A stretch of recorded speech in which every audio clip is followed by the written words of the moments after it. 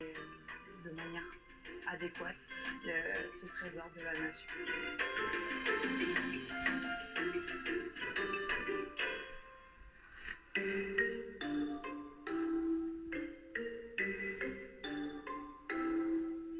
On a ici des superbes statues dorées. Est-ce que tu pourrais nous en dire plus, Audrey? Oui, en fait, c'est un lot au départ de 5 statues normalement argentées.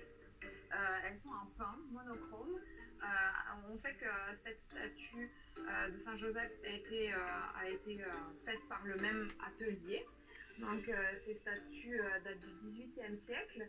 Et en fait, elles sont intéressantes parce que Saint Ignace de Loyola, ici, on voit qu'il porte une chasuble avec des rinceaux et des motifs floraux.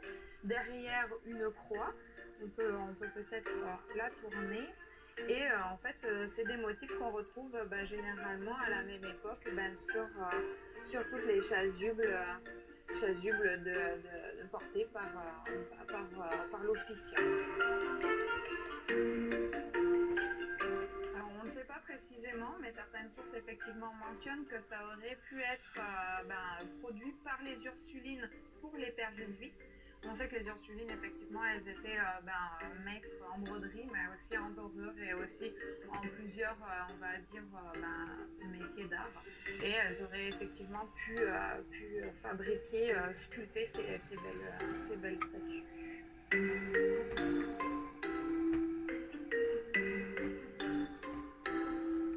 Alors, Audrey, on a ici une chasuble qui est vraiment extraordinaire. Et mon premier coup d'œil, ça me rappelle ce que j'ai vu chez les Ursulines. Pour moi, c'est évident que ça a été fait par les Ursulines. Est-ce que tu pourrais nous en dire plus sur la chasuble en tant que telle et son ensemble liturgique? En fait, on a la chasuble de l'ornement blanc, dont on parlait tout à l'heure. Donc, on a tout un ensemble de couleurs blanches de fond, mais on voit effectivement que c'est l'arrière de la chasuble, parce que c'est celle qui était le plus décorée, ou en tout cas avec les motifs assez intéressants. On a l'agneau ici, des motifs effectivement floraux, des rinceaux végétaux, et on voit très bien ces broderies de très belles factures. On voit la croix, voilà. On a un fond, donc les matériaux, ce serait des fils d'or, du fil d'argent, du coton, un fond de soie.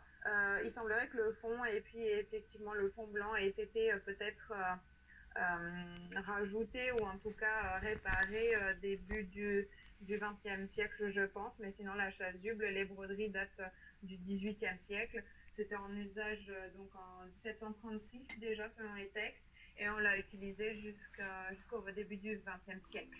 Et est-ce qu'on a les autres parties, les autres sections de cet ensemble liturgique? Oui, oui, on peut aller les voir.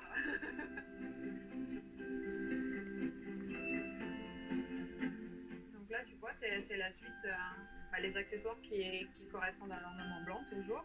Et on a donc le manipule ici, l'étole, la bourse, pardon, et le voile de calice. Donc on voit ici qu'on retrouve la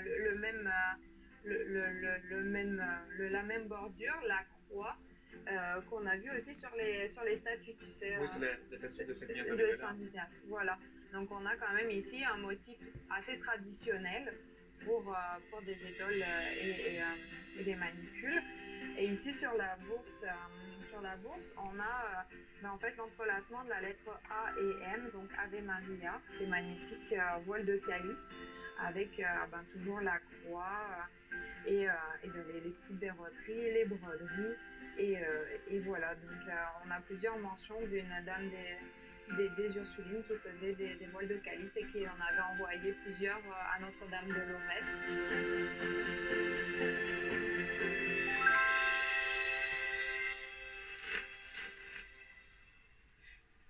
Tellement d'éléments intéressants sur cette chasuble-là, tellement de petits détails qui peuvent faire passer inaperçus, mais qui nous donnent une idée de son histoire et des éléments à travers lesquels ils sont passés. D'abord, on peut voir sur certains, tout près de certaines fleurs, qu'il y a des restants de l'ancien fond, probablement en lin, que l'on voit dépasser à certains endroits. Donc, le découpage n'a pas été fait de façon parfaite. Et lorsque les éléments décoratifs ont été enlevés de l'ancien fond, donc quand ils ont été remis, parfois on prend soin, les Ursulines prenaient soin de mettre une bande tout autour des fleurs pour cacher en fait les nouvelles coutures. Et là, pour une raison que j'ignore, ça n'a pas été fait. Pour ce qui est des techniques elles-mêmes qui ont été utilisées, c'est des techniques qui sont très complexes.